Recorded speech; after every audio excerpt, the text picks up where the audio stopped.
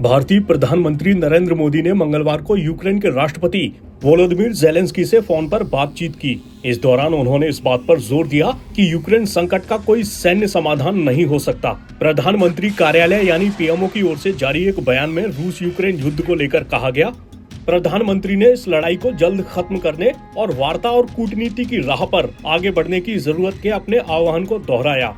PM Modi ने इस बात पर भरोसा जताया कि इस संघर्ष का कोई सैन्य समाधान नहीं हो सकता।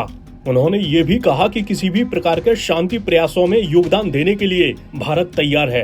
पीएम मोदी ने इस दौरान संयुक्त राष्ट्र चार्टर, अंतर्राष्ट्रीय कानूनों और सभी देशों की क्षेत्रीय एकता और सार्वभौमिकता का सम्मान करने के महत्व को एक बार फिर दोहराया। बातचीत के दौरान मोदी ने यूक्रेन सहित अन्य परमाणु प्रतिष्ठानों की सुरक्षा पर भी जोर दिया। उन्होंने कहा कि परमाणु प्रतिष्ठानों को खतरे में डालने के जन स्वास्थ्य और पर्यावरण पर दूरगामी और विनाशकारी असर हो सकते हैं।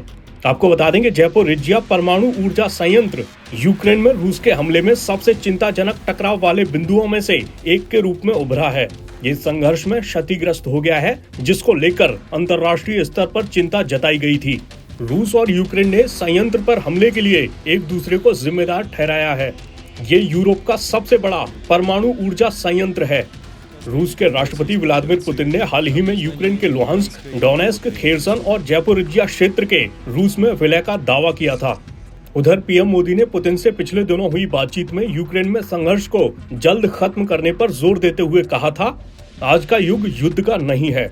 उस दौरान पीएम मोदी ने लोकतंत्र, संवाद और कूटनीति के महत्व को रेखांकित किया था। वहीं पुतिन ने पीएम मोदी से कहा था, मैं यूक्रेन में संघर्ष पर आपका रुख जानता हूं। मैं आपकी चिंताओं से अवगत हूं, जिनके बारे में आप बार बार बताते रहते हैं। हम इसे जल्द से जल्द रोकने के लिए हर संभव कोशिश कर रहे हैं। ऐसे में फिलहाल इसी बात पर निगाहें टिकी हुई हैं कि रूस यूक्रेन युद्ध आखिर खत्म कब होगा।